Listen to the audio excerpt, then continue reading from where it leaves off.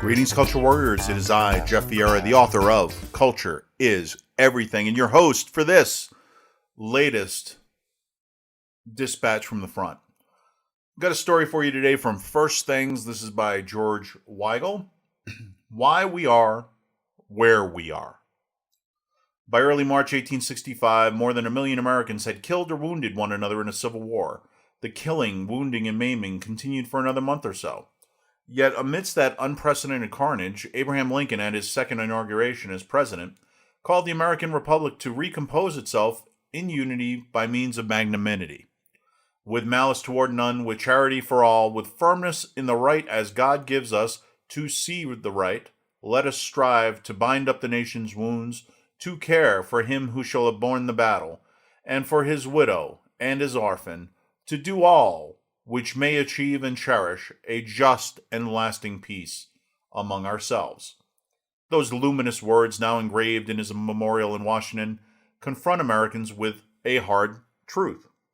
It is very difficult, if not impossible, to imagine either major presidential candidate on January 20th, 2021, echoing the sentiments of Lincoln's second inaugural address. One candidate could not do so credibly because whatever his personable amiability or claim to moderation, his party is committed to the inherent divisiveness of woke identity politics, and some of its most visible members loathe the idea that the American democratic experiment is a worthy one. The other would almost certainly not do so because magnanimity seems alien to his character, and exacerbating division has become his habitual method of governance. Lincoln's command of the majestic rhythms of the English language is not easily replicable. But that's not the issue, is it? It's hard, verging on impossible, to imagine the president to be inaugurated next January, summoning the country to national unity through magnanimity because our political culture has become so coarsened that it cannot cast up presidential candidates capable of credibly making that kind of appeal. And one reason it cannot do so is that too many Americans aren't interested in or could not grasp the meaning of any such summons. How did we get here? We got here in part because Americans have paid insufficient attention to Ernst Wolfgang Bokenforde. The name is not well known, but that defines the problem, for Ernst Wolfgang Bokenforde diagnosed a primary cause of our current distress over half a century ago. Bokenforde was a German constitutional law scholar whose dictum is familiar to, if ignored, by political scientists. The liberal secularized state lives on conditions that it cannot guarantee itself. Put another way, the liberal institutions of a modern democracy, free speech, free press, freedom of association, universal adult suffrage, majority rule, and protection of minority rights, religious freedom, and so forth, rely for their credibility and their tensile strength under pressure on cultural foundations those liberal institutions cannot by themselves create or defend. Thus, American democracy is not and can never be a machine that runs by itself. The cultural and moral lubricants of the machinery, indeed, the very rationale for this kind of machinery rather than some other kind, must come from somewhere else. For over 2 centuries in the United States, that somewhere else was a public moral culture formed by biblical religion and natural law philosophy. Biblical religion taught Americans the built-in dignity and value of every human person as a person, irrespective of condition. The philosophy of the natural law taught Americans that there are moral truths inscribed in the world and in us, that we can know these truths by reason, and that knowing them teaches us our duties. These cultural norms underwriting American democracy were sometimes forgotten or ignored. But they were there, and people of character could appeal to them to reform the Republic and help it realize its promise of freedom and solidarity for all Americans. The accelerated process of political decay we've witnessed in the past 6 months didn't just happen. America's once noble liberal political institutions are crumbling because over the past 6.5 decades, the cultural foundations on which those institutions long relied have been deeply eroded by a soul-withering secularization, which even affects religious believers, and a debased public ethic of "I did it my way." The annus horribilis through which we are living is telling us that America is at an inflection point. If that inflection point is to lead to national renewal, Catholics in the United States must be leaders in reclothing the American public square with the truths about the human purpose, the moral life, the common good. The human person, the moral life, and the common good that make democratic self-governance possible. Absent those truths, there can be no summons to unity through magnanimity. For absent those truths, those words are empty husks. Well, first off, George Weigel's words are often empty husks. As you go through and you see kind of the pomposity that so typifies the hand-wringing of disenfranchised would-be intellectuals in this current day and age, well, you can see how many paragraphs within this article here just kind of meander about, don't say anything truly concrete, and that the best part of it is actually the quote from Lincoln at the start of it, because despite the rather florid 19th century language, Lincoln is saying something of value to us. With malice toward none, the war is over. With charity for all, we forgive those with whom we've been fighting. With firmness in the right as God gives us to see the right, we are not going back to the past. Let us strive to bind up the nation's wounds. Let us heal this once divided nation, to care for him who shall have borne the battle, and for his widow and orphan. Let us treat the vanquished with the kindness that we would hope they would extend to us were the situation reversed. To do all which we may achieve and cherish a just and lasting peace among ourselves. The war is over. We are one nation again. Now, Lincoln's assassination prevented that magnanimity from being carried over into Reconstruction. Lincoln's vice president, who assumed power, was a Southerner from Tennessee, Andrew Johnson, who had to demonstrate his bona fides to the party that placed him in power. That, in conjunction with the malfeasance of some vanquished Confederates, Nathan Bedford Forrest, the founder of the KKK, comes to mind here, led to Reconstruction resembling more of a military occupation than Lincoln intended it to be. So Lincoln, if anything, would be considered soft on Reconstruction, but many other of his fellow Republicans were hard on Reconstruction, for no small reason than the bloodiness of the war that they had just won.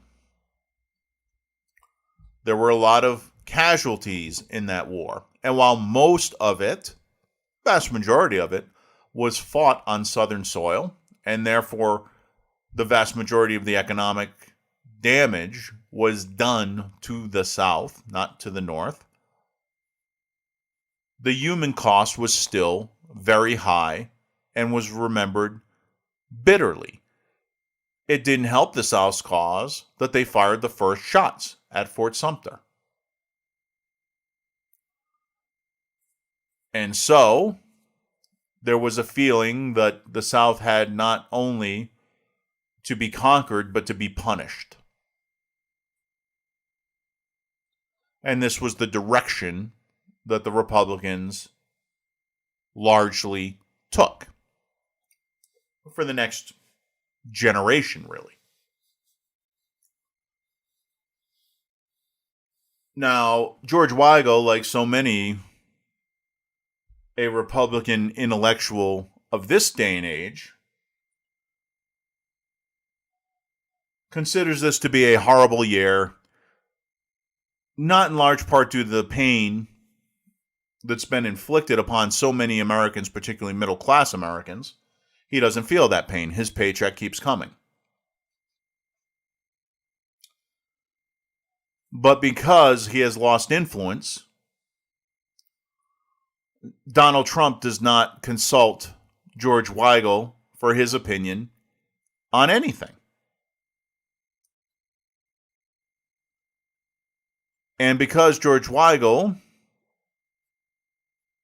maintains a reputation as a Catholic intellectual, well, MSNBC doesn't come running unless George Weigel happens to be joining the Orange Man Bad Choir on a particular topic.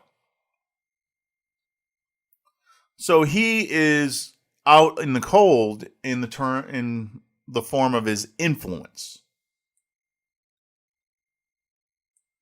And so he invokes little-known German intellectuals in an attempt to say, hey, look at me, I am an expert. Why? You've probably never heard of Ernst Wolfgang Bockenförder, which is about as fun to pronounce as John Jacob Jingleheimer Schmidt, which is why I continue to do so. The problem is that Bockenförder was actually very derivative of an American founding father who noted at the time of the Constitution's adoption the difficulties in maintaining the form of government that it defined. That would be Ben Franklin, who, when asked what form of government Congress had agreed to, replied to a citizen, a republic, if you can keep it. You see, the Founding Fathers, unlike Weigel, were deep in history. They particularly studied classical history, and they well understood the track record of republics and how freedom was generally a short-lived thing due to the inherent tensions within that form of government. And so it was not, they understood it so well that they could explain it very simply, unlike, say, Ernst Wolfgang Bockenförder or his admirer George Weigel.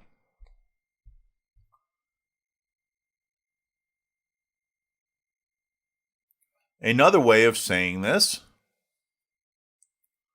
was that the constitutional form of government that the founders put in place was one that was good for a moral people. It was fit for no other.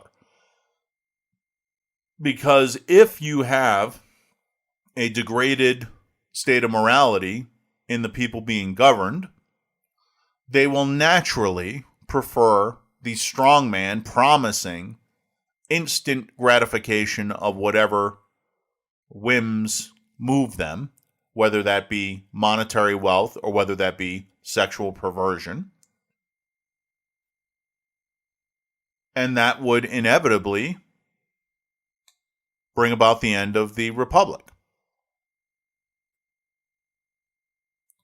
When you look at the Roman society over which Augustus came to rule, you see a very decadent society, especially compared to the early years of the Republic. Cicero made a living commenting on this, and it eventually cost him his life when he insulted Mark Antony for his decadence. And Cicero's hands wound up being chopped off and nailed to the doors of the Roman Senate at Anthony's order. Our society has become quite decadent. One of the pleasures in life is viewing the Criterion Collection on the Criterion Channel. And the Criterion Collection has a number of movies, particularly older movies, that are rightly well regarded for their craft. And so while not every Criterion Collection selection would be considered to be a great movie, many of them are. And Criterion gives them a treatment that is worthy of the accomplishment of the creators. But as you watch some of those movies, particularly from the middle of the century, say the 40s through to about the early 60s, say, what you're struck by is how much more serious people seemed in those movies. Well, they wore suits, they wore hats, they wore dresses. That's one aspect of it. They didn't walk around in yoga pants and tank tops. They didn't wear flip-flops everywhere. You can see a sort of seriousness in how they carried themselves. You also notice that they seem older. When you go back, it's always a fun exercise to take a look at some of the leading actors and actresses in the film and look up how old they were when it was filmed. And almost invariably, they seem much older on screen than they were. Now, this is in part due to the fact that they smoke like chimneys, and that would age you. They drank like fish, and that would age you. But it was also in how they carried themselves. They seem like adults.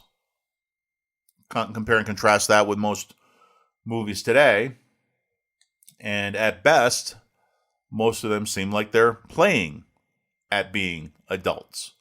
Like they're wearing their father's clothes and shoes and trying to pass themselves off as him. I mention that not because Criterion is a sponsor. They're not a sponsor. I get no money, not even a discount code from Criterion for praising their collection. But I mention that because it's a reminder of what American culture looked like as it was presented by the media back in those days. And you can see, if you object to viewing movies in that way, you can go back to newsreel footage and see how people actually were. It's a stark difference. You know, even when Ted Turner was on his colorization binge, and he would go back to these movies and painstakingly have them digitally colored frame by frame because he felt like the movies lacked appeal because they were in black and white. When in fact, audiences of today had trouble connecting with them because the movies generally, even the comedies, were more morally serious. If you go back and watch Charlie Chaplin's film on the Great Dictator, although it is a comedy, he is deadly serious. Take a look at it and see what I mean. And that decadence that we see all over our culture today, whether in music, whether in film, whether in books,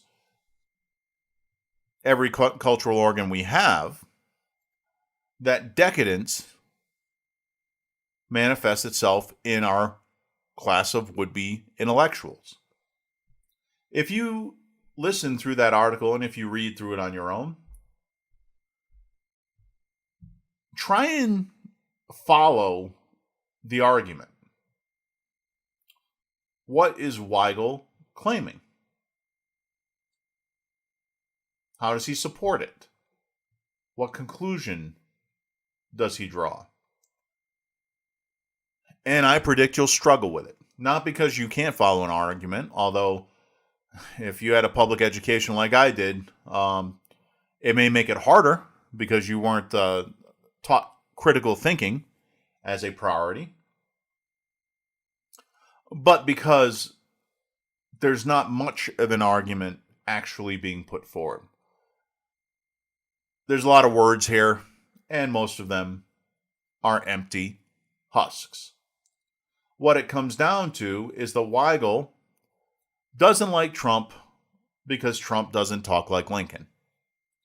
That said, if you heard Trump's speech on the 4th of July at Mount Rushmore, or if you heard his closing speech at the Republican National Convention, well, there's no doubt that Trump can approach the luminous. Trump is not one for speaking in very florid language.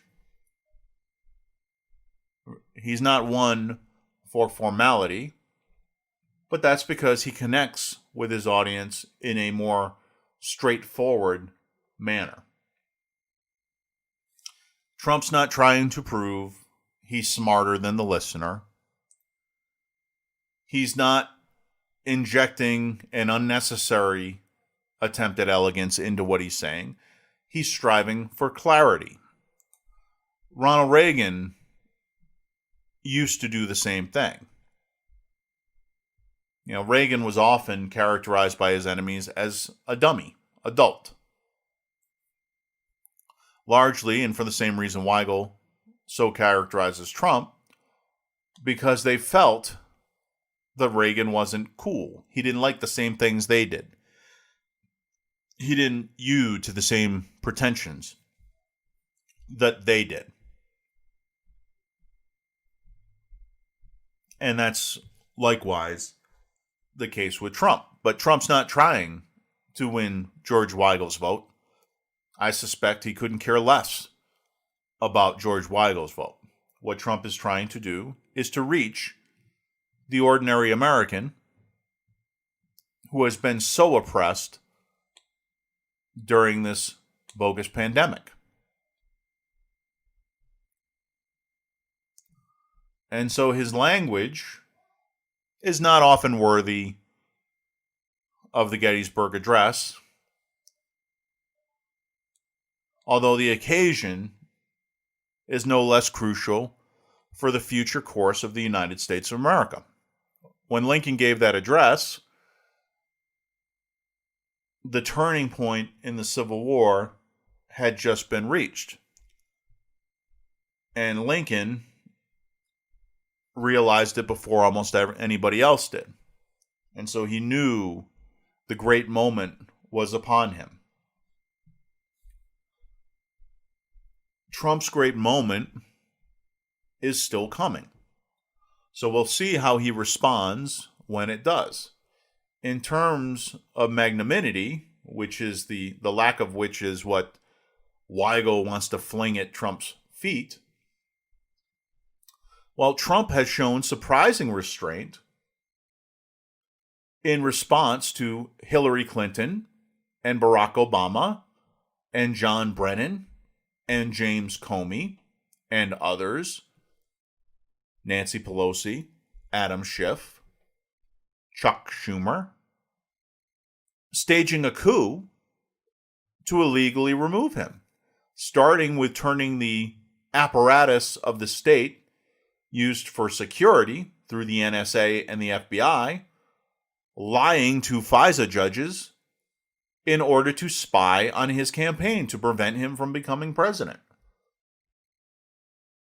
Then, when he did become president, they turned to the professional bureaucrats ensconced in the deep state to betray their country and their oath and to undermine the incoming president.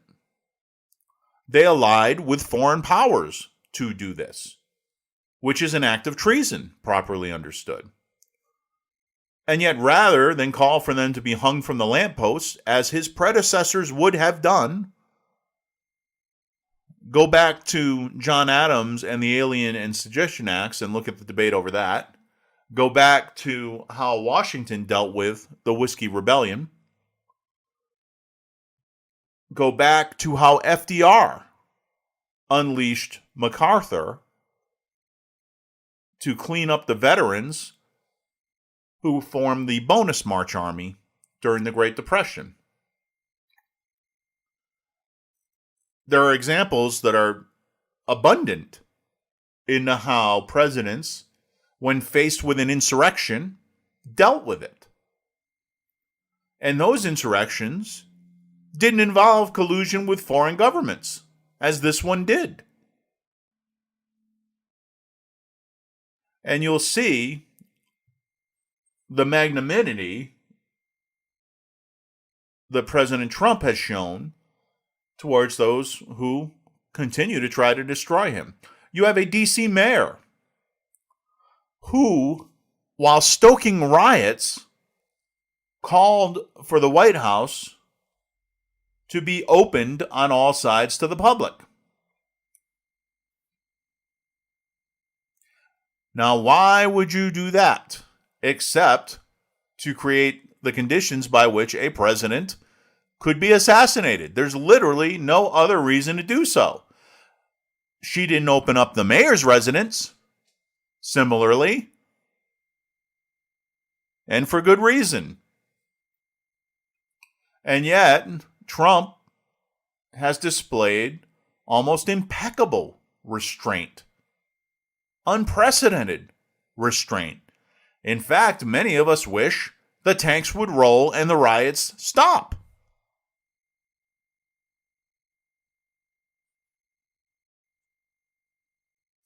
But that is a little bit too manly a response for the likes of George Weigel.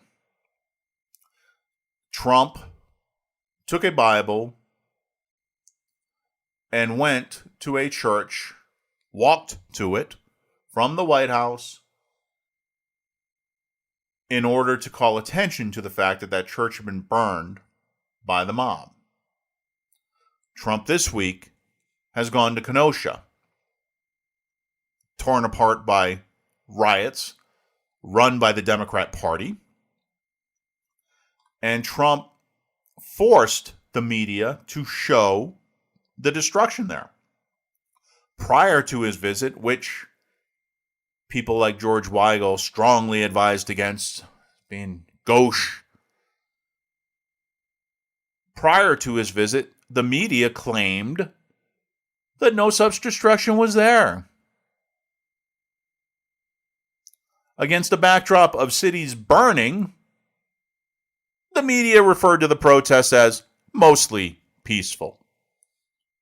Except for the parts that are on fire, the city is mostly quiet.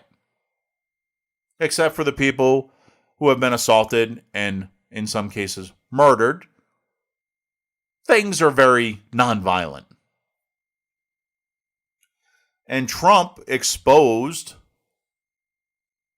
their perfidy by going to the site, by bringing cameras, by forcing them to cover it. Partly because they hoped that some sniper in some burned out husk of a building might end their pain. No doubt. But because Trump did as he did, the American people had a chance to see what the people of Kenosha had to live with. Now, in George Weigel's book, that is a character flaw. But for the ordinary American who doesn't draw a paycheck from the Democrat ruling class elite in the same fashion the Weigel does, it was necessary, it was courageous, and it displayed a remarkable restraint yet again. I suspect that Trump wanted to do a lot more to prevent the violence in Kenosha and elsewhere than to simply show up before a microphone. But he did what he could do. And while Weigel will give him no credit for such wisdom and such leadership, because Weigel has neither wisdom nor leadership in his own DNA,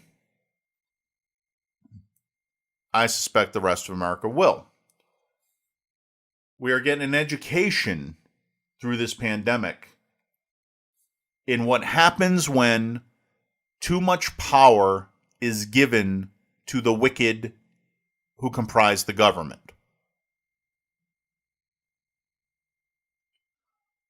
As far as we can see, there is about one person in the government who is fighting those who would shackle us. If the voice of the people is allowed to be heard, it will be definitely crying out in support of that person. We have just a few more weeks to find out if that voice will be heard. And if it is, I suspect we're going to see the very earth tremble in response. Thank you and have a great day.